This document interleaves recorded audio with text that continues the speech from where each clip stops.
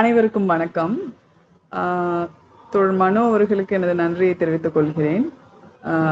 என்னை பற்றியும் என்னுடைய பணிகள் பற்றியும் அறிமுகம் கொடுத்திருக்காங்க. அம்பேத்கர் படிப்பு வட்டத்துக்கு என்னுடைய நன்றியை தெரிவித்துக் கொள்கிறேன். இது நான் 2வது ஆய்வுரைன்ற அடிப்படையில் இது என்னோட 2வது அமர்வுன்னு நினைக்கிறேன். இதற்கு முன்னாடி பௌத்தம் பெண்கள், பௌத்த மதம் வந்து பெண்களுக்கு எதிரானதா அப்படிங்கிற ஒரு தலைப்புல ஒரு அம்பேத்கருடைய ஒரு ஒரு கட்டுரை, ஒரு சிறு நூலை வந்து ரெவ்யூ பண்ணியிருக்கோம். இது வந்து என்னுடைய 2வது அமர்வு இந்த பர்டிகுலர் படிப்பு வட்டத்தை பொறுத்த வரைக்கும். உங்கள் அனைவரையும் வந்து மீண்டும் சந்திப்பதில் எனக்கு மிகுந்த மகிழ்ச்சி. இப்போ இந்த புக்குக்குள்ளார போகலாம். அந்த புக்கை வந்து காமிக்க விரும்புகிறேன். The Hindu code bill and doctor Ambedkar, இதுதான் இந்த புக்கு. சம்யக் பிரகாஷன் அப்படிங்கிற ஒரு பப்ளிஷர். இது அமேசானில் தான் நான் ஆர்டர் பண்ணி வாங்கினேன். 250 ரூபாய் இது. என்ன இதில் ஒரு ஸ்பெஷாலிட்டினா, இப்போ அம்பேத்கருடைய ஹிந்து கோட் பில் இதோடைய வரலாறை வந்து இந்த நூலில் தெரிஞ்சுக்க முடியும். இந்த நூலை வந்து சோஹன்லால் சாஸ்திரி வித்யாவச்சஸ்பதி அப்படிங்கிற ஒருத்தர் வந்து இதை அவருடைய எழுத்துக்கள் பெரும்பாலும் அடங்கினது. அதாவது இந்த ஹிந்து கோட் பில் பற்றி இந்த சோஹன்லால் சாஸ்திரியோடைய எழுத்துக்களை பிரதானமாகவும், இந்த ஹிந்து கோட் பில் அப்படிங்கிறது என்ன, நிஜமாவே சனாதனிகள் சொல்ற மாதிரி இது இந்து மதத்தையே வந்து தகர்க்கிற ஒரு நடவடிக்கையா, ஒரு செயல்பாடா, நிஜமாவே அதுல சொல்லப்பட்டிருக்கிற அம்சங்கள் வந்து இந்து மதத்துக்கு எதிரானதா, இந்து மக்களுக்கு எதிரானதா அப்படின்னு சொல்லிட்டு ஒரு சான்ஸ்கிரிட் ஸ்காலர், ஒரு ரிலீஜியஸ் டீச்சர், அவரை வச்சு ஒரு 13 வாரம் ஒரு ரிசர்ச் ஆர்டிக்கிள் சீரீஸ் வந்து எழுதப்பட்டிருக்கு அந்த காலத்துல. ஸோ அந்த 13 ஆர்டிகிள்ஸ் அதையும் பிளஸ் இந்த சோஹன்லால் சாஸ்திரி அப்படின்னு அவர் பத்தி நான் யாருன்றத சொல்றேன். அவருடைய ஆர்டிகிள்ஸ் அண்ட் அவர் கொடுத்த இன்டர்வியூ அண்ட் அம்பேத்கருடைய ரொம்ப மிக முக்கியமான கேபினட்லேருந்து அவர் ரிசைன் பண்ணின பிறகு அவர் கொடுத்த அந்த விளக்க கடிதம், ஏன் நான் ரிசைன் பண்ணினேன் ஆஸ் லா மினிஸ்டர் அப்படிங்கிற அந்த விளக்க கடிதமும் சேர்ந்த தொகுப்பா இருக்கு. அப்புறம் அந்த நூலுடைய தொடக்கத்துல வந்து இன்ட்ரெஸ்டிங் கேரிகேச்சர்ஸ், அந்த காலத்துல ஹிந்து கோட் பில் வந்த புதுசுல பத்திரிகைகள் என்னென்ன மாதிரியான கார்ட்டூன் ஆதரவாகவும் எதிராகவும் வந்து வெளியிட்டன அப்படிங்கிறத பத்தி அந்த கார்ட்டூன் கேரிகேச்சர்ஸ்லேருந்து இது தொடங்குது. ஸோ அந்த கார்ட்டூன் கேரிகேச்சர்ஸ், அப்புறம் இந்த Hindu code bill and Ambedkar அப்படிங்கிற ஒரு ஆர்டிக்கிள், அது வந்து சோஹன்லால் சாஸ்திரி எழுதின அந்த ஆர்டிக்கிள். அப்புறம் அது ஒரு பெரிய நீளமான ஒரு ஆர்டிக்கிள். அது ரொம்ப முக்கியமானது, இந்த புக்கில் நம்ம கவனிக்க வேண்டிய ரொம்ப முக்கியமான ஒரு விஷயம். அது வந்து கம்ப்ளீட்டா என்னென்ன இந்த பில்லை ஒட்டி என்னென்ன கூத்துலாம் வந்து நடந்திருக்கு இந்தியாவில், பார்லிமெண்ட்ல, சனாதனிகள் மத்தியில் அப்படிங்கிறதெல்லாம் வந்து அது அந்த அந்த ஒரு நீண்ட ஆர்டிக்கிள் வந்து நம்மளுக்கு எக்ஸ்பிளைன் பண்ணும். அதே மாதிரி இன்னொரு ஆர்டிக்கிள், அதுவும் சோஹன்லால் சாஸ்திரி எழுதினது, creation of the Hindu code and Baba Sahib Ambedkar அப்படிங்கிற ஒரு ஆர்டிக்கிள். அது ஒரு சின்ன ஆர்டிக்கிள். அதுக்கப்புறம் ஸ்வரூப் சந்திர பௌத் அப்படின்னு ஒரு ஒரு தலித் ஸ்காலர், அவர் வந்து தம்ம தர்ப்பன் அப்படிங்கிற ஒரு பத்திரிகைக்காக 1976 இந்த சோஹன்லால் சாஸ்திரியை வந்து இன்டர்வியூ பண்ணியிருக்காங்க. அது வந்து தம்ம தர்ப்பன் அப்படிங்கிற அந்த ஒரு புத்திஸ்ட் பத்திரிகையில இவருடைய அந்த இவருடைய அந்த இன்டர்வியூ வந்திருக்கு. அந்த இன்டர்வியூவும் கொஞ்சம் விரிவானது. ஸோ அதுவும் இதில் வந்து இன்க்ளூட் ஆயிருக்கு. அப்புறம் நான் சொன்னேன் இல்லையா, அந்த 13 ஹிந்து கோட் பில்லுடைய அம்சங்கள் என்னென்ன, அது வந்து இந்து மதத்துக்கு எதிரானதா, திருமணம் பற்றி என்ன சொல்லுது, அப்புறம் டைவர்ஸ் பற்றி என்ன சொல்லுது, விவாகரத்து பற்றி என்ன சொல்லுது, அப்புறம் வந்து சொத்துரிமை, வாரிசுரிமை, அப்புறம் வந்து தத்தெடுக்கிற விதிகள், இதெல்லாம் பற்றி என்ன சொல்லுது, இதெல்லாம் இந்து மதத்துக்கு வந்து எதிரானதா, இந்து மதத்தில் உடைய அந்த பழைய என்ன சொல்றது, வேதிக் ஸ்கிரிப்சர்ஸ் இதுக்கெல்லாம் எதிரானதா, ஸ்மிருதிகளுக்கு எதிரானதா அப்படிங்கிறத ஒரு ஒரு வேத பண்டிதர், ஒரு சன்னியாசி அவரும், அவர் வந்து ஆராய்ச்சி பண்ணி ஹிந்து கோட் பில்லுக்கு ஃபேவரா எழுதின ஆர்டிகல்ஸ் இது ஒரு 13. அது ரொம்ப இன்ட்ரெஸ்டிங்கா இருந்தது. அந்த 13தையும் வந்து தொகுத்திருக்காரு. ஈவன் இந்து மதத்தை பின்பற்றுபவர்கள் கூட இந்த பில்லை வந்து ஏன் ஆதரிக்கணும் அப்படின்னு வலியுறுத்துற அந்த 13 ஆர்டிகல்ஸ். அப்புறம் வந்து கடைசியா அம்பேத்கருடைய அந்த ரெசிக்னேஷன். ஸோ இதெல்லாம் தான் இந்த நூலுடைய உள்ளடக்கம். மொத்தம் பக்கங்கள் வந்து 141 அம்பேத்கருடைய ரெசிக்னேஷன் லெட்டர் வரைக்கும் உள்ளது. இது வந்து அம்பேத்கர் எழுதினது அப்படின்னு பார்த்தோம்னா அதுல நேரடியா அம்பேத்கருடைய அனெக்டோட்ஸ் நிறைய, அவருடைய கருத்துக்கள் நிறைய வந்து இதுல பதிவு செஞ்சிருக்காங்க. அவர் என்ன கருதி இருக்காரு அப்படிங்கிற விஷயங்கள் நிறைய சிந்தனைகள் இருக்கு. அண்ட் அவருடைய ரெசிக்னேஷன் லெட்டர் வந்து ரொம்ப ஆழமானது.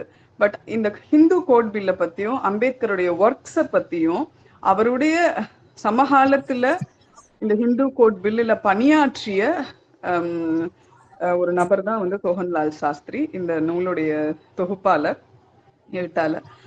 அவருடைய பார்வையில இருந்து அம்பேத்கர் வந்து எவ்வளவு சிரமப்பட்டு இந்த விஷயங்களை வந்து முன்னெடுத்திருக்காரு அப்படிங்கிற ஆஸ்பெக்ட்ஸை இந்த புக்ல தெரிஞ்சுக்கலாம்.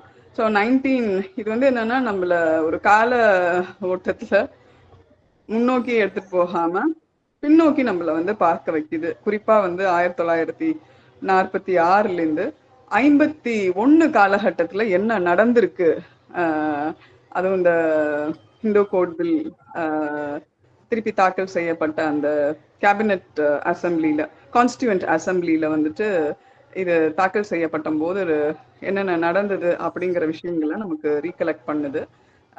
ஸோ அந்த வகையில இந்த புக்கு வந்து ஒரு வாசிப்பு அப்படிங்கிறது ஒரு முக்கியமான ஒரு விஷயமா நான் பார்க்குறேன். எனக்கு வந்து இது ஒரு நல்ல லேர்னிங்கா இருந்தது, நல்ல ஒரு அனுபவமா இருந்தது. எனக்கு வாசிக்கிறதுக்கு இது வந்து ஒரு நாளுக்குள்ள தான் ஆச்சு. ஒரு நாளுக்குள்ள படிக்கக்கூடிய ஒரு நூல் தான் அது. ஸோ இப்போ நான் வந்து இதோடைய உள்ளடக்கத்துக்குள்ளார போறேன். முதல்ல இந்த கார்ட்டூன்ஸ் பத்தி சொன்னேன் இல்லையா, இந்த நூல்ல இருக்கக்கூடிய கார்ட்டூன்ஸ். அதுல ஒரு பிக்சர், அந்த பிக்சரை வந்து நான் காமிக்க முடியுதான்னு பாக்குறேன்.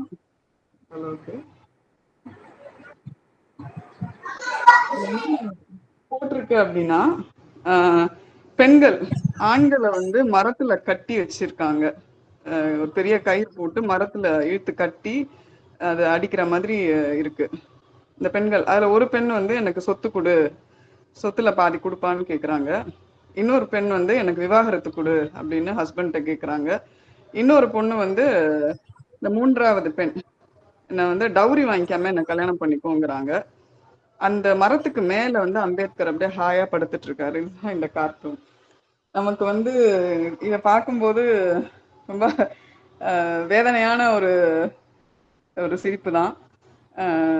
ஒரு டவுரி வாங்காம என்ன கல்யாணம் பண்ணிக்கன்னு ஒரு பெண் வந்து அந்த காலத்துல கேக்குறதுங்கிறது வந்து ஒரு ஒரு கொடுமையான விஷயமா சனாதனிகளுக்கு பட்டிருக்கு. அப்போ இந்த சனாதனிகளுடைய பார்வை எவ்வளோ வந்து ஒரு ஆணாதிக்க ஒரு விஷம் அந்த பார்வையில இருக்கு அப்படிங்கிறத நம்ம தெரிஞ்சுக்கலாம். ஏன்னா இப்ப நம்ம வாழ்ற காலகட்டம் வந்து மனுப்படி ஆட்சி செய்யணும், சனாதனம், சனாதனிகள் மனிதர்கள் இருக்கணும்னு சொல்ற காலகட்டத்துல, சொல்லப்படுற காலகட்டத்துல, அதுவும் குறிப்பா ஆளும் சக்திகள் அப்படி சொல்ற காலகட்டத்துல நம்ம வாழ்ந்துட்டு இருக்கோம். ஸோ அப்ப இந்த ஹிந்து கோட் பில் டிபேட்டை நம்ம இந்த காலகட்டத்துல திரும்பி பார்க்கறதுங்கிறது வந்து குறிப்பா இந்த மதவாத சக்திகளை எதிர்க்கிற படையில பெண்கள் ஏன் வந்து முன்னணியில இருக்கணும், ஒரு முன்னணி படையில ஒரு முக்கிய பங்கு வகிக்கணும் அப்படிங்கிற அந்த ஆஸ்பெக்டை நம்ம எல்லாருக்கும் வந்து ரொம்ப தெளிவுபடுத்துது. ஏன்னா வந்து பெண்களுக்கு வந்து ஏதோ கொஞ்ச நஞ்ச உரிமைகளை கொடுக்கறது தான் இவங்களுக்கு அந்த கண்ணை உறுத்துது அப்படிங்கிறது வந்து நமக்கு தெளிவா தெரியுது. ஸோ இந்த மாதிரி நிறைய இன்ட்ரெஸ்டிங் கேரிகேச்சர்ஸ் இருக்கு, ஒரு 8 வாக்குல இருக்கு. அதுக்கப்புறம் அம்பேத்கர் வந்து இதுல ஒரு கார்ட்டூன் வந்து அம்பேத்கர் ரெசிக்னேஷன் பண்ணிட்டு போற ஒரு படத்தை சித்தரிச்சிருக்காங்க, ரெனன்சியேஷன். அது வந்து எப்படின்னா சித்தார்த்தர் வந்து துறவரம் நைட் வந்து அந்த ரூமை விட்டு கிளம்பும் போது அவருடைய மனைவி யசோதாவும் அந்த குழந்தை ராகுல் படுத்திருக்கிறது. இந்த ராகுல் வந்து இந்து சட்ட மசோதா அண்ட் அந்த மனைவி அவங்க வந்து லா மினிஸ்ட்ரி அப்படின்னு சித்தரிச்சிருக்கிறாங்க. அது வந்து ஒரு ஒரு யுஃபிமிசம் அதுல வெளிப்படுது. ஏன்னா ஓகே இவர் போன பிறகு இதை பத்தி யார் கண்டுக்குவா அப்படிங்கிற ஒரு ஒரு விஷயமா, இல்ல இவருடைய ரோல் எவ்வளவு முக்கியம் அப்படிங்கறத பத்தி அந்த மாதிரி அந்த காலகட்டத்துல வந்த கேரிகேச்சர்ஸ் வந்து நமக்கு சொல்லுது. இதுல ப்ரோக்ரசிவ் பத்திரிகைகளும் உடைய கேரிகேச்சர்ஸும் இருக்கு. அப்போ உதாரணமா ஒரு ஒரு பத்திரிகை வந்து அந்த காலகட்டத்துல இருந்த ஒரு டிபேட்டை நமக்கு சொல்லுது. அதாவது ஒரு ஒரு கேரிகேச்சர் அதையும் நான் காமிக்கிறேன். இந்த படத்துல வந்து பார்த்தோம்னு சொன்னோம்னா, பூணூல் அணிந்த பார்ப்பனர்கள் அம்பேத்கருடைய காலில் விழுறாங்க. அம்பேத்கர் சட்டப்படாம இருக்காரு, ஒரு பூணூல் போட்டிருக்கிறாரு. அவருக்கு பின்னாடி வந்து அந்த துடைப்பம், விளக்குமாறு இந்த மாதிரியான ஒர்க்கிங் டூல்ஸோட வந்து நிறைய பஞ்சமர்கள் அம்பேத்கர் பின்னாடி இருக்காங்க. ஸோ இவர் நியூ பிராமின், அந்த பார்லிமெண்ட் ஹவுஸ் இந்த பின்னணியில இருக்கு. அப்படின்னா தீண்டத்தகாதவர்கள் புதிய பார்ப்பனர்களாக மாறி இருக்காங்க. அவங்க காலில் வந்து பழைய பார்ப்பனர்கள் விழுந்து கிடக்குறாங்க. இவர்தான் மாடர்ன் மனு, இவர்தான் நவீன மனு அப்படிங்கிற ஒரு சித்தரிப்பு. அந்த காலத்துல பிரதானமா இருந்த டிபேட் வந்து என்ன அப்படின்னு சொல்லி பார்த்தோம் அப்படின்னா, அம்பேத்கர் ஒரு தீண்டத்தகாதவர். அவர் வந்து அவரே வந்து அன்டச்சபிள்னு தான் தன்னை சொல்லிக்கிறாரு. அது அம்பேத்கரோட ரெசிக்னேஷன் லெட்டர்லயே அதை வந்து ரொம்ப வலியோட குறிப்பிட்டிருப்பாரு. அன் அன்டச்சபிள் மினிஸ்டர் அப்படின்னு சொல்லியிருப்பாரு. அப்ப ஹீஸ் அன் அன்டச்சபிள். அப்ப தீண்டத்தகாத ஒரு நபர் இந்து மதத்தின் பழைய விதிகளை எல்லாம் திருத்தி மாற்றி ஒரு இந்து சட்டத்தை உருவாக்குவதா, அதை ஏன்னா இது நாள் வரைக்கும் பார்ப்பனர்களாகிய நாங்கள் தான் வந்து சட்டத்தை வந்து எழுதியிருக்கோம். அந்த சட்டத்தை தான் இந்த சமூகம் வந்து பின்பற்றணும்னு நாங்க சொல்லி வந்திருக்கோம். அப்ப நவீன இந்தியால ஜனநாயகம் அப்படிங்கிற ஒரு அமைப்புல ஒரு அன்டச்சபிள், ஒரு தீண்டத்தகாதவர் போய் எங்களுக்கு வந்து சட்டத்தை திருத்தி மாற்றி எங்களுக்கான சட்ட தொகுப்பை கொடுப்பதா அப்படிங்கிறது தான் வந்து அந்த காலகட்டத்துல ஒரு லீடிங் அட்டாக்கா வந்து பயன்படுத்தி இருக்கிறாங்க. இதுதான் வந்து இந்த கார்ட்டூன்ல வந்து வெளிப்படுது. இந்த என்டையர் புக்கோடைய கண்டென்ட்டும் இதுவா தான் இருக்கு. நான் சொன்ன இந்த கருத்து தான். இதுதான் அந்த காலத்துல வந்து அம்பேத்கருக்கு எதிராக தொடுக்கப்பட்ட தாக்குதல். இந்து மகாசபை உள்ளிட்ட பல்வேறு அமைப்புகள், அதே மாதிரி பல்வேறு மடாதிபதிகள் முன்வச்ச குற்றங்கள்ல இது பிரதானமா இருக்கு.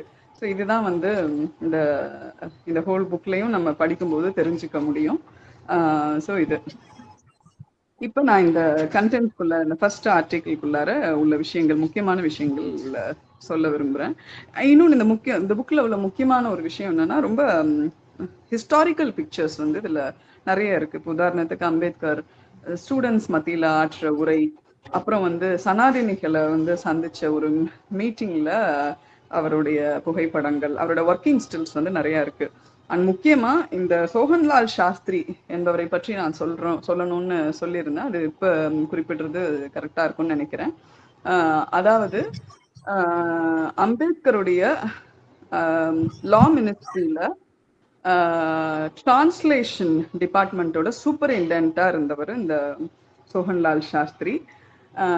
இவர் வந்து ஒரு சான்ஸ்கிரிட் பண்டிதர்.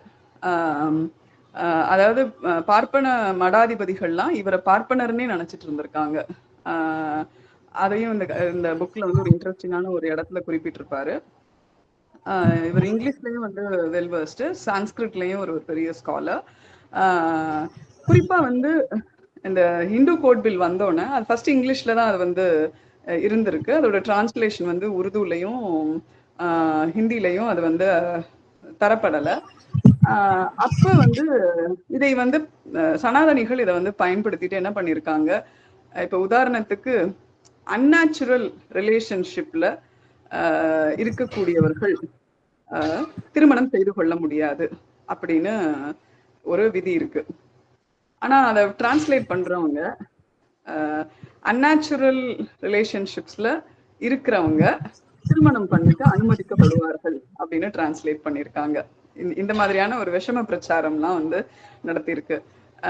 ஸோ இந்த காலகட்டத்துல அவர் என்ன, அம்பேத்கர் வந்து இவர்கிட்ட கேட்கிறாரு, சாஸ்திரி நீங்க வந்து ஒரு 10 நாளுக்குள்ள இந்த பில்லை வந்து நீங்க இங்கிலீஷ்லயும் ஹிந்திலையும் உருதுலையும் டிரான்ஸ்லேட் பண்ண முடியுமான்னு கேட்டிருக்காரு. இவர் ஒரே ஆளா ராத்திரி பகலா உழைச்சு வெறும் 15 நாள்ல அந்த டிரான்ஸ்லேஷனை முடிச்சு அது 1500 காப்பீஸ் பிரிண்ட் போட்டு அந்த 1500 காப்பீஸ் எந்தெந்த பழமைவாதிகள் அமைப்புகளுக்கெல்லாம் போகணுங்கிற பட்டியல் போட்டு, ஏன்னா அவர் வந்து மினிஸ்ட்ரியோடைய ஒரு கவர்மெண்ட் சர்வெண்ட் இல்லையா, ஸோ அந்த டெஸ்பேட்ச்ல எல்லாம் இருந்திருக்காரு. அப்புறம் ஒரு கட்டத்துல வந்து ரொம்ப ஒரு வலுவான எதிர்ப்பு வந்து ரொம்ப கட்டமைக்கப்படுது, நிறைய அவதூறுகள் வந்து செய்யப்படுதுங்கிற காலகட்டத்துல அம்பேத்கர் வந்து யாரெல்லாம் வந்து ஓரளவுக்கு சீர்திருத்தத்தை ஏற்றுக்கொள்கிற அமைப்புகள் அவங்கள கண்டுபிடிச்சு அவங்கள மீட் பண்றது. அப்புறம் இன்னும் சொல்லணும்னா யாரு இதை தீவிரமா எதிர்க்கிறாங்களோ அவங்களையே கூட வந்து நேரடியா சந்திச்சு பேச வைக்கிறது. இந்த விஷயங்கள் எல்லாம் அம்பேத்கர் வந்து முன்னெடுத்திருக்காரு. அந்த எல்லா நடவடிக்கைகளிலையும் அந்த சோகன்லால் சாஸ்திரி உடன் இருந்திருக்காரு. ஒரு க்ளோஸ்ட் கேபினட் கன்சல்டேஷன் நடந்திருக்கு. அதுல நிறைய ஜூரிஸ்ட் கலந்துருக்காங்க. இந்த அல்லாடி கிருஷ்ணசாமி, அந்த புகழ்பெற்ற அட்வொகேட், அவருடைய பேரன் கூட ஒரு ஃபேமஸ் மேத்தமெட்டிஷியன், ஒரு நம்பர் தியரிஸ்ட். ஆமா, இப்ப இருக்கிற காலகட்டத்துல. ஸோ அல்லாடி கிருஷ்ணசாமி, அந்த மாதிரியான லீகல் பிராக்டிஷனர்ஸ், இவங்கெல்லாம் வந்து நிறைய பேர் வந்து அதுல அந்த அந்த அந்த அந்த கேபினட் ஏற்பாடு செய்த பழைய பார்லிமெண்ட் பில்டிங்கோட சென்ட்ரல் ஹால்ல நடந்த மீட்டிங்ல கலந்துட்டு இருந்திருக்காங்க, தங்களுடைய கருத்துக்களை சொல்லியிருக்காங்க. அதுல வந்து இவர் டிரான்ஸ்லேட்டரா இருந்திருக்காரு. உதாரணத்துக்கு சமஸ்கிருதம் மட்டுமே பேசுறவங்களுக்கு ஆங்கிலத்துல என்ன நடக்குதுங்கிற ப்ரொசீடிங்ஸ் சொல்லியிருக்காரு. அப்புறம் வந்து ஆங்கிலம் மட்டுமே தெரிஞ்சவங்களுக்கு அந்த அவங்களோட லாங்குவேஜ்ல, அதாவது என்ன மற்றவங்க பேசுறது என்ன அப்படிங்கறத வந்து மொழிபெயர்த்து சொல்லியிருக்காரு.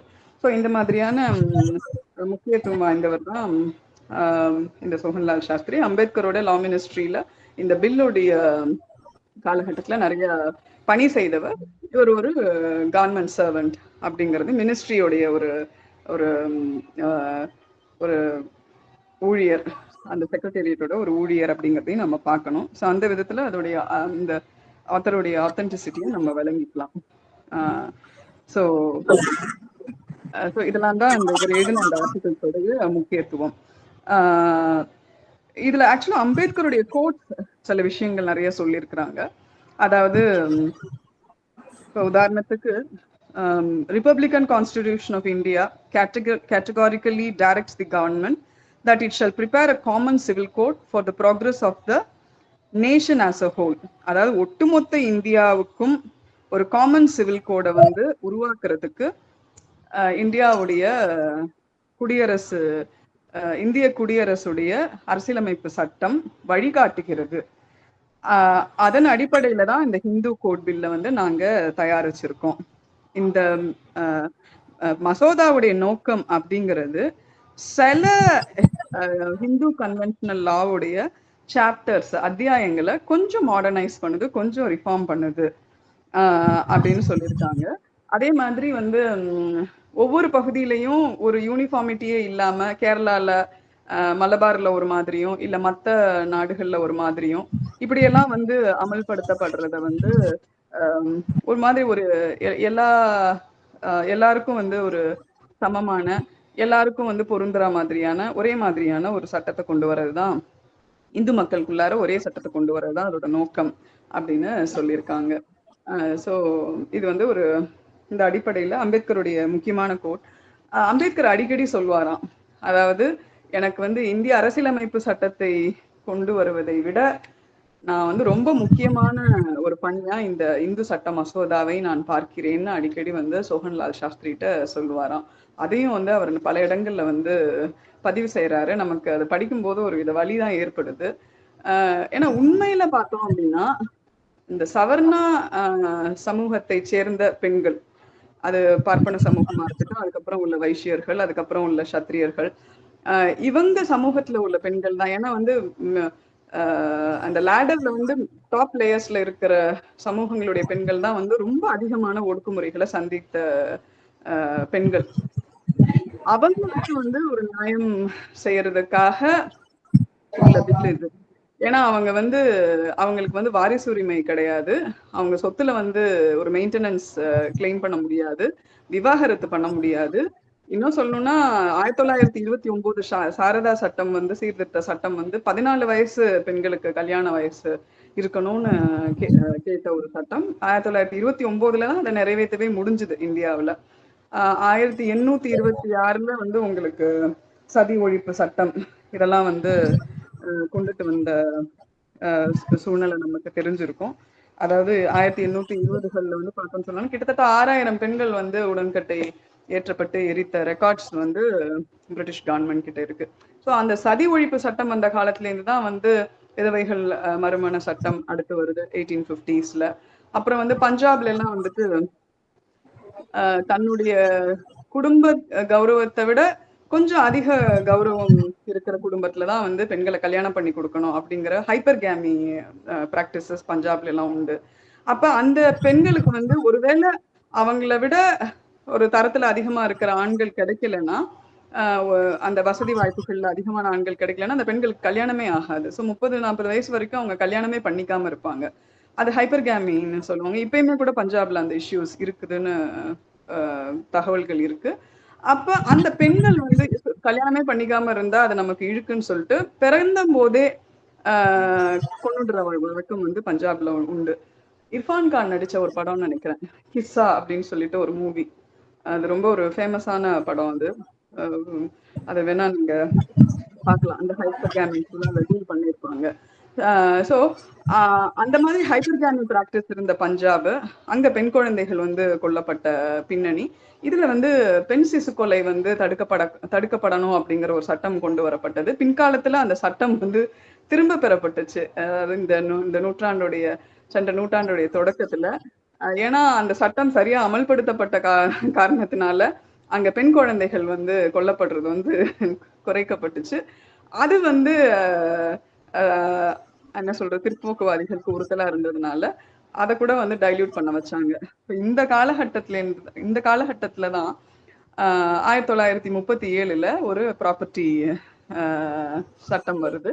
அதுல ஏன்னா அதுக்கு முன்னாடி 1937க்கு முன்னாடி இருந்த சட்டங்கள் எப்படி அப்படின்னா அமிதாக்ஷரா தயபாகான்ற அந்த 2 அடிப்படையில ஜாயிண்ட் ஃபேமிலி எஸ்டேட், அப்புறம் தனி குடும்பம் அந்த சொத்து. ஸோ இந்த வகையில பார்த்தோம்னு சொன்னோம்னா ரெண்டுத்துலயுமே வந்து பெண்களுக்கு சொத்துரிமை கிடையாது. எப்படின்னா மகன், அப்புறம் மகன் இல்லாத ஒரு சூழ்நிலை, அப்புறம் கொள்ளுப்பேரன், அப்புறம் கொள்ளுப்பேரனுக்கும் அடுத்த ஒரு 5 தலைமுறை. இந்த 5 தலைமுறை அடுக்குலையும் யாருமே கிளைம் பண்ணிக்காத ஒரு நிலையில, ஒரு ஆண் வாரிசு இல்லாத நிலையில விதவை வந்து பெண் வாரிசு ஆவார் அப்படிங்கிற ஒரு சுச்சுவேஷன் தான் இருந்திருக்கு. அதாவது கணவனின் சொத்துக்கு வாரிசாருங்கிறது இறந்த கணவனுக்கு மகன் இல்லை, மகனுக்கு மகன் இல்லை, மகனுடைய மகனுக்கும் மகன் இல்லை.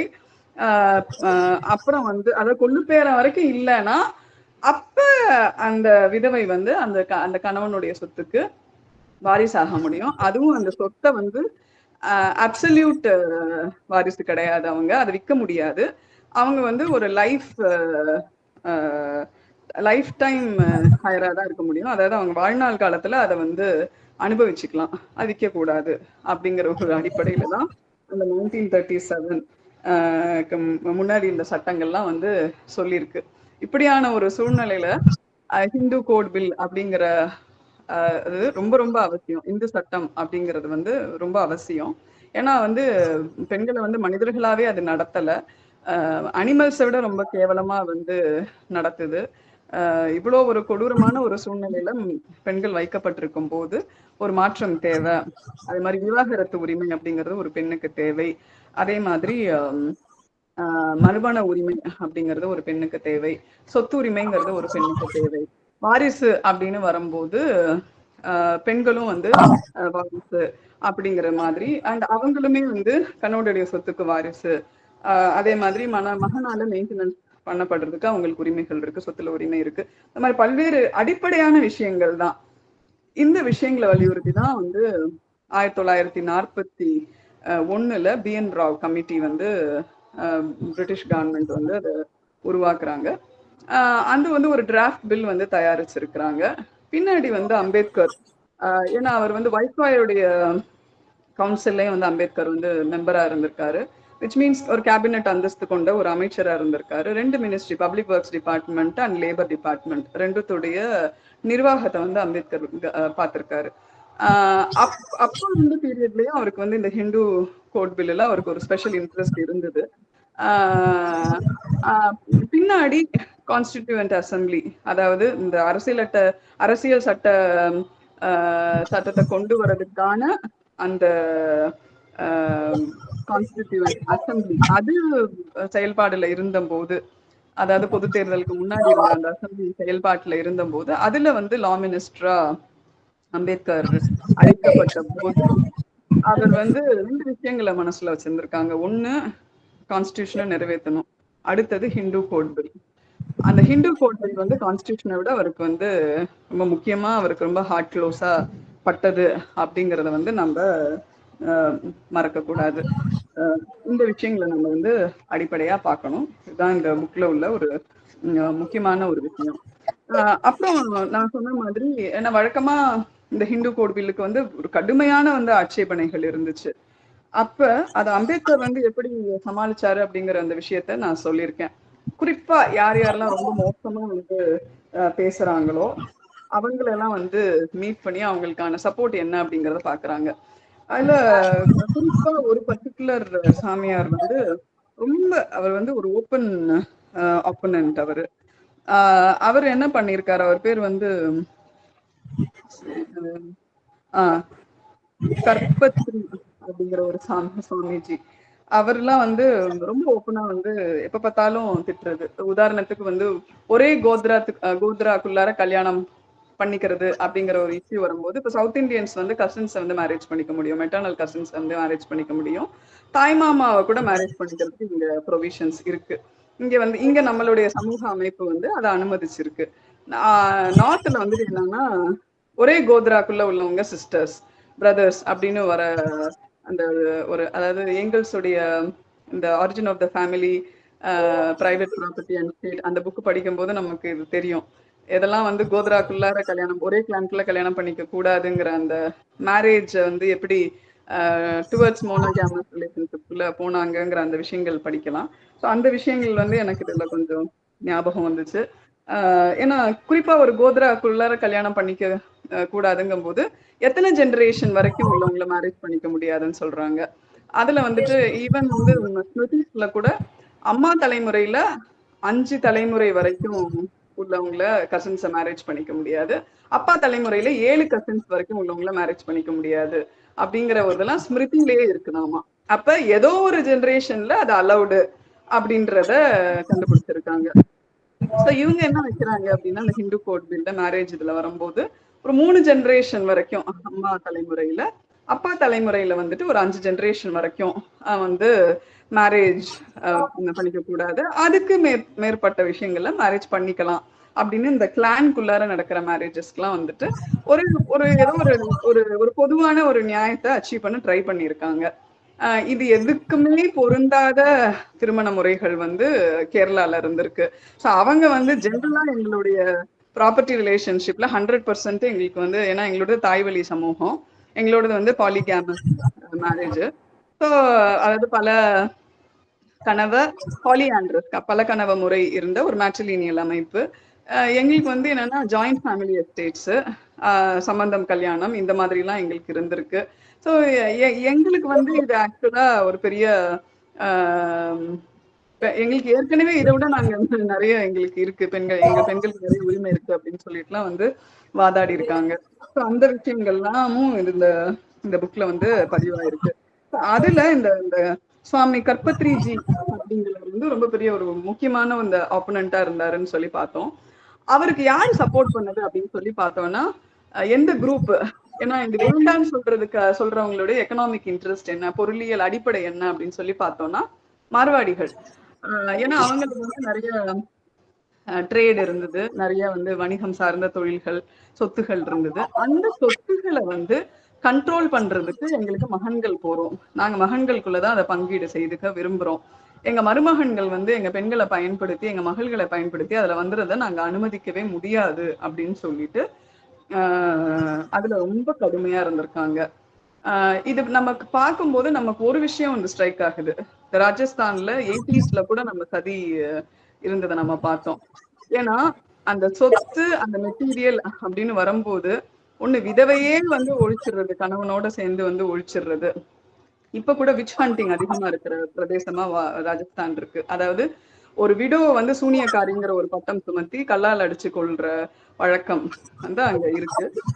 இன்னமும் போனோம்னா 2000 கேசஸ் 3000 கேசஸ் எல்லாம் கூட ஹைகோர்ட்ல வந்து பெண்டிங் இருக்கிற சூழ்நிலை. இப்போ இந்த காலகட்டத்துல 2025 காலகட்டத்திலையும் நிறைய இடதுசாரி வழக்கறிஞர்கள் இந்த கேஸை வந்து எடுத்துட்டு இருக்கிறத நம்ம பார்க்க முடியும். பெண் வழக்கறிஞர்கள் எனக்கு தெரிஞ்சு ஒரு நிஷா சித்துன்னு சொல்லிட்டு சிபிஐல ஒரு ஒரு ஒரு காம்ரேடு, அவங்க வந்து இந்த இன்னும் ராஜஸ்தான்ல எடுத்துட்டு இருக்காங்க.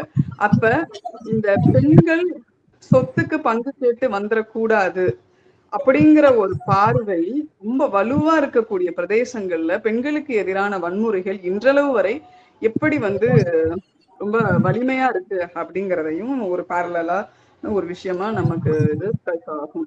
ஸோ இந்த விஷயங்கள் எல்லாமும் நான் இதுல என்னால தொடர்பு படுத்திக்க முடிஞ்சுது. அதே மாதிரி இந்த பில்ல வந்து பார்லிமெண்ட்ல திருப்பி டேபிள் பண்ணணும் அப்படிங்கிற விஷயத்த வச்சு அம்பேத்கர் முன் வைக்கும் போது தேர்தல் காலம் நெருங்குது.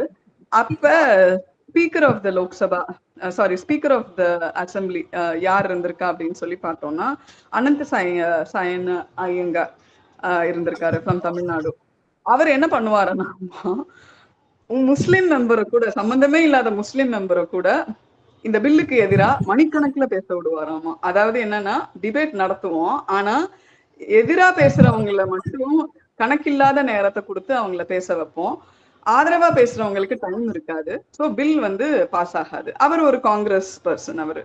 ஏன்னா காங்கிரஸ்குள்ளேயே, காங்கிரஸ் கட்சிக்குள்ளேயே எப்படிப்பட்ட ஒரு சூழ்நிலை இருந்துச்சுன்னா சீர்திருத்தம் வேண்டுங்கிறவங்க இருந்தாங்க. காங்கிரஸுடைய மகிழா சங்கம் வந்து இந்த பில்லுக்கு வந்து ஆதரவா இருந்துச்சு. ஆனாலும் ஒரு பார்ட்டி அந்த பில்லை நிறைவேற்றும் போதுன்னு வரும்போது மெம்பர்ஸ் வந்து கொறடா சொல்ற மாதிரி ஒரே மாதிரி ஓட் போடணும்ன்ற அவசியம் இல்லை அப்படின்னு காங்கிரஸ் இந்த விஷயத்தை பொறுத்த வரைக்கும் சொல்லிருச்சு. அப்ப என்ன பண்ணுவாங்க, ஓட் போடும்போது ஒரே கட்சி உறுப்பினரா இருந்தாலும், காங்கிரஸ் வந்து இத டேபிள் பண்ணினாலும் கட்சி உறுப்பினர்களா அவர்கள் சனாதன மைண்ட் செட்டை அங்க ரிஃப்ளெக்ட் பண்ண முடியும் ஓட்ல. அப்படியான ஒரு சூழ்நிலை வந்து இருந்திருக்கு. இதுல உச்சம் என்ன அப்படின்னு சொன்னோம்னா இவங்க பல்வேறு விஷயங்கள் முதல்ல வந்து என்னன்னா அண்ணன் தங்கச்சிங்க கூட கல்யாணம் பண்ணிக்கலாம், அந்த அந்த விஷயங்கள் எல்லாம் இந்த பில் முன்வைக்குது. அதெல்லாம் கூட இந்த பில் பர்மிட் பண்ணதெல்லாம் வந்து போய் பிரச்சாரம் பண்ணியிருக்காங்க. இதெல்லாம் வந்து சுத்தமா சகிச்சுக்கவே முடியாம 15 நாள்ல டிரான்ஸ்லேட் பண்ணி பில்ல வந்து அவைலபிள் ஆக்குறாரு டாக்டர் அம்பேத்கர். அப்புறம் அந்த சனாதனிகள் எல்லாம் கூப்பிட்டு ஒண்ணு அவங்களோட இடத்துக்கு ஆட்கள் அனுப்பிச்சு பேச வைக்கிறாரு, இல்லைன்னா அந்த ஒரு கேபினெட் ஏற்பாடு செய்யற அந்த க்ளோஸ்ட் மீட்டிங் வந்து டிஸ்கஸ் பண்ண சொல்றாரு. அதுல வந்து துர்காபாய் தேஷ்முக், பின்னாடி தேஷ்முக் அவங்கள மேரேஜ் பண்ணிக்கிட்டவங்க, அவங்க வந்து செம்ம போடு போட்டிருக்காங்க. இதெல்லாம் வந்து என்னன்னா அன்பப்ளிஷ்டு இது வந்து கான்ஃபிடென்ஷியல், எப்பவுமே லா மினிஸ்ட்ரி பப்ளிஷ் பண்ண போறது இல்லைங்கிற ஒரு அண்டர்ஸ்டாண்டிங்ல தான் இந்த ரெக்கார்டிங்ஸ் இருந்திருக்கு. பட் இந்த டிஸ்கஷனுக்குள்ள இருந்தவருங்கிற அடிப்படையில சோஹன்லால் சாஸ்திரி மூலமா நமக்கு சில தகவல்கள் கிடைக்குது. அதுல வந்து இந்த துர்காபாய் என்ன சொல்லியிருக்காங்க அப்படின்னா, ஏன்னா இன்னொரு ஒரு ஓல்டு ஒரு ஒரு வயசான ஒரு அம்மா வந்து நம்ம சீதா மாதிரி நம்ம இருக்கணும், நம்ம வந்து திரௌபதி மாதிரி நம்ம இருக்கணும், நம்ம வந்து கணவனே கண்கண்ட தெய்வம்னு நம்ம வாழ வேண்டிய சமூகம், நம்ம வந்து இந்த மாதிரிலாம் கேட்கக்கூடாது அப்படின்னு சொல்லியிருக்காங்க. அதுல துர்காபாய் சொல்லியிருக்காங்க, நீங்க சொல்ற பாஞ்சாலி வந்து 5 கல்யாணம் 5 பேரை வந்து திருமணம் பண்ணிக்கிட்டவங்க, நாங்கெல்லாம் என்ன வாழ்க்கை வாழ்றோம், எங்களுக்கு டைவர்ஸ் ரைட் கூட கிடையாதுன்னு சொல்றீங்க, எங்களுக்கு வந்து திருமணத்துக்கு வந்து ஒரு இன்னொரு திருமணம் சொல்றீங்க அப்படின்னு சொல்லிட்டு அந்த அவங்க பேசுறத வச்சே கவுண்டர் ஸ்டேட்மெண்ட்ஸ் வந்து பண்ணியிருக்காங்க. அதே மாதிரி இந்த கற்பத்ரி அப்படிங்கிற அந்த சுவாமிஜியை வந்து அம்பேத்கர் நான் பார்க்கணும் அப்படின்னு சொன்னோன்னே, இப்ப என்னன்னா அந்த கற்பத்ரி சுவாமிஜி வந்து ஸ்ட்ரெயிட்டா போய் அம்பேத்கரை பார்ப்பாரா, இல்ல அம்பேத்கர் இவரை வந்து பார்க்கணுமா அப்படின்னு வரும்போது அந்த கற்பத்ரி சுவாமிஜி என்ன சொல்லியிருக்காரு, நான் வந்து சன்னியாசி, எல்லாத்தையும் துறந்தவர், சோ என்னதான் வந்து அம்பேத்கர் வந்து பார்க்க வரணும் அப்படின்னு சொல்லியிருக்காரு. அப்ப அம்பேத்கர் வந்து ஒரு பதில் சொல்லியிருக்காரு. அந்த பதில்ல ஒரு வார்த்தை விடாம போய் அந்த இந்த சோழன்லால் சாஸ்திரிஜி அவர்கிட்ட கம்யூனிகேட் பண்ணியிருக்காரு. அதாவது நீங்க வந்து சன்னியாசி அப்படின்னா நீங்க மேரேஜ் அஃபேர், உங்களுக்கு வந்து திருமணம், குடும்பம் இதுல இருந்து நீங்க வந்து வெளியே போனவங்க. அப்ப இதுக்குள்ள இருக்கிறவங்கள பத்தி உங்களுக்கு என்ன கவலை? அவங்க எப்படி வாழ்ந்தா உங்களுக்கு என்ன கவலை? அதையே நீங்க கண்ட்ரோல் பண்ணணும்னு நீங்க நினைக்கிறீங்க. அப்ப நீங்க பொலிட்டிக்கலா இருக்கீங்க. நீங்க பொலிட்டிக்கல் பர்சனா இருக்கிறதுனால தானே நீங்க வந்து ஃபிஸ்ட் ஃபைட் பண்றீங்க. ஒரு ரெஸ்லர் மாதிரி எங்களை வந்து நீங்க அட்டாக் பண்றீங்க அப்படின்னு கேட்டு இந்த அப்ப மேரேஜ் இந்த மாதிரியான விஷயங்கள் பொலிட்டிக்கல் சப்ஜெக்ட். பொலிட்டிக்கல் சப்ஜெக்ட வந்து ஒரு அரசாங்கம் ஒரு பார்த்துக்கும். அதுல உங்களுக்கு என்ன தலையீடு அப்படின்னு இவர் கேட்டு அனுப்புறாரு. சில பேரை பார்க்க சம்மதிச்சு பாக்குறாரு, சில பேரை இப்படி அவங்க எவ்வளவுதான் பெரிய கும்பனா இருந்தாலும் உன்னை ஏன் நான் பார்க்க முடியாது, நீ சன்னியாசி மாதிரியா நீ நடந்துக்கிற அப்படின்னு ஸ்ட்ரெயிட்டா வந்து கேள்வி கேட்டு அமைச்சிருக்கிறாரு. இந்த மாதிரி அம்பேத்கருடைய ஒரு நேச்சரையும் நம்ம இந்த புக்ல இந்த சோழன்லால் சாஸ்திரியோட அக்கௌண்ட் மூலமா நம்ம வந்து பார்த்துக்க முடியுது. ஸோ இந்த மாதிரி பல்வேறு விஷயங்கள் இந்த புக்ல நமக்கு தெரிய வரும். இதுல அப்புறம் நான் சொன்னேன், இப்ப இந்த சோழன்லால் சாஸ்திரியோட ரைட்டிங்ஸ், அவருடைய கருத்துக்கள் வாயிலா அம்பேத்கர் அறியறதை பத்தி நம்ம வந்து செக்ஷனை முடிச்சிட்டோம் அப்படின்னா, அடுத்தது அந்த 13 ஆர்டிக்கிள் அதை எழுதின சான்ஸ்கிரிட் ஸ்காலர். ஏன்னா அதையும் வந்து அம்பேத்கர் லா மினிஸ்ட்ரி ஒரு பெய்டு ஒர்க்கா பண்ணியிருக்காங்க.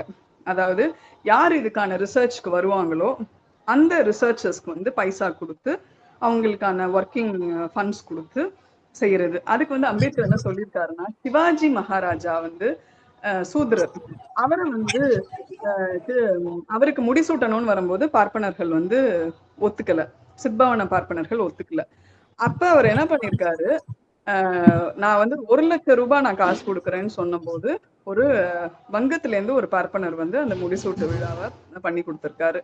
அப்ப இந்த இப்ப இந்த ஹிந்து கோட் பில் வரக்கூடாதுன்னு சொல்றதுக்கு அந்த சாஸ்திரங்கள்ல இருந்து மேற்கோள் காட்டுகிறார்கள் அல்லவா, அதே மாதிரி சில சாஸ்திரங்கள்ல இப்படி செய்யலாம் அப்படின்னு சொல்லியிருக்கோம். அந்த சாஸ்திரங்களை கண்டுபிடிச்சு அதன்படி ஒரு நம்பிக்கைய சரியான விஷயத்தை தான் இந்த இந்த பில்லுல சொல்லப்பட்டிருக்கிறதும் இந்து மதத்துக்குள்ளதான் இதுதான் எடுத்தாளப்பட்டிருக்கிறது அப்படிங்கிறத ஒரு ஆய்வாளரா ப்ரூவ் பண்ணக்கூடியவங்க யாராவது இருக்காங்களா, நீங்க கண்டுபிடிங்க.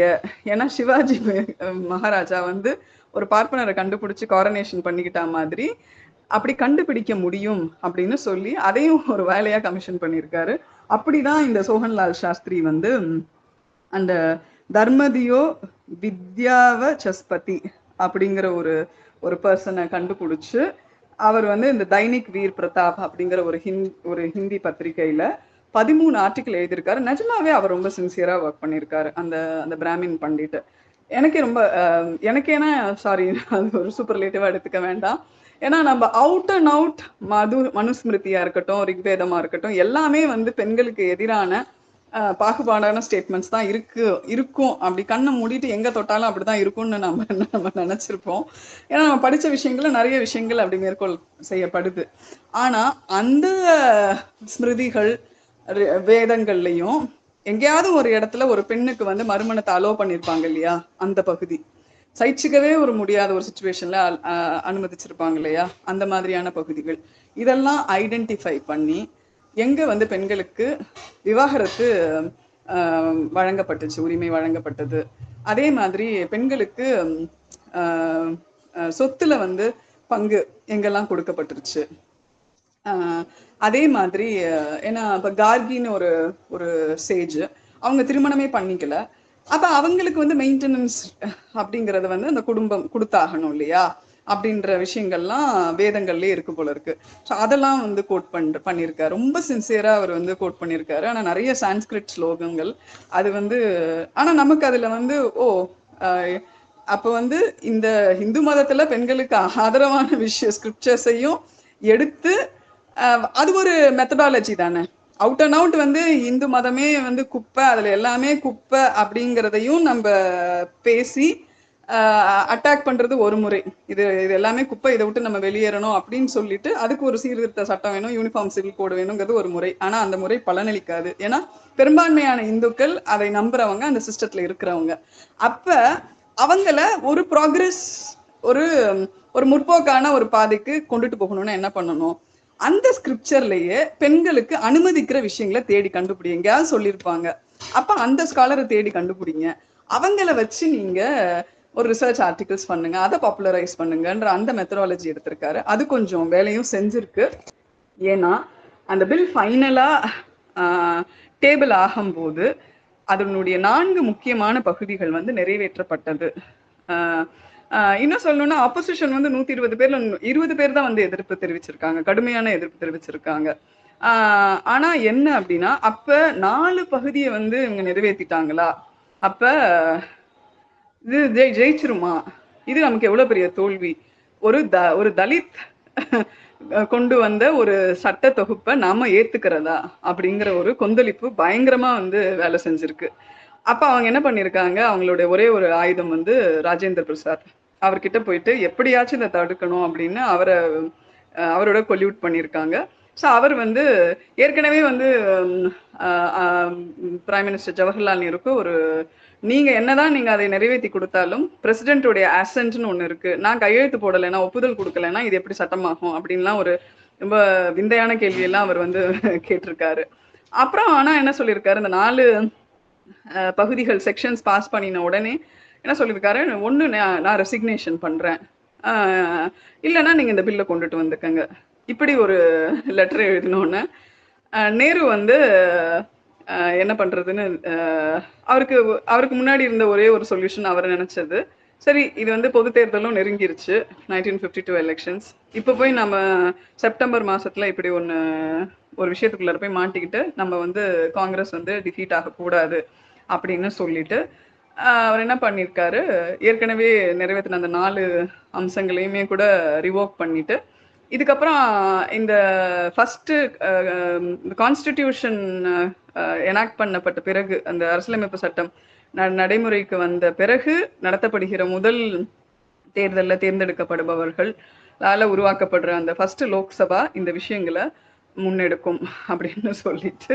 அதுக்கு வந்து ஒரு ஒரு ஒரு பாஸ் வச்சுட்டாரு. அவர் கோல்ட் ஸ்டோரேஜ்ல போட்டாங்க. ஸோ இந்த ஒரு காலகட்டத்துல தான் வந்து அம்பேத்கர் வந்து ரெசிக்னேஷன் வந்து கொடுக்குறாரு. அந்த ரெசிக்னேஷன் லெட்டர் வந்து ஒரு ஒரு பயங்கர பெயின்ஃபுல்லான ஒரு லெட்டர். அதுல வந்து நிறைய நமக்கு ஹிஸ்டாரிக்கலான இன்ஃபர்மேஷன் இருக்கும். அதுல ஒரு அம்சமா முக்கியமா சொன்ன, ஃபைனலி நான் ஏன் இப்போ ரெசிக்னேஷன் பண்றேன்னா இந்த ரீசன் அப்படின்னு சொல்லிட்டு இதை சைட் அவுட் பண்றாரு. இதை சைட் அவுட் பண்ணும்போது, இதை சொல்லும் போது அம்பேத்கர் சொல்ற விஷயம், முதல்ல என்னை வந்து கேபினெட்ல சர்வ் பண்ண வாங்க நான் அழைக்கும் போதே எனக்கு ரொம்ப ஆச்சரியமா இருந்துச்சு. ஏன்னா அழைக்கக்கூடிய தரப்புல இருக்கிறவங்க கிட்ட எனக்கு யாருமே நண்பர்கள் கிடையாது, அவங்களாம் எனக்கு நண்பர்களே கிடையாது. அப்படிங்கும் போது என்கிட்ட இருந்து அவங்க என்ன எக்ஸ்பெக்ட் பண்றாங்க அப்படிங்கிற ஒரு கேள்வி எனக்கு வந்துச்சு. பட் இருந்தாலும் நாம் ஏதாவது ஒரு செய்ய முடியுமே அப்படிங்கிற ஒரு எண்ணத்துல நான் போய் நான் சின்சியரா வேலை பார்த்தேன்.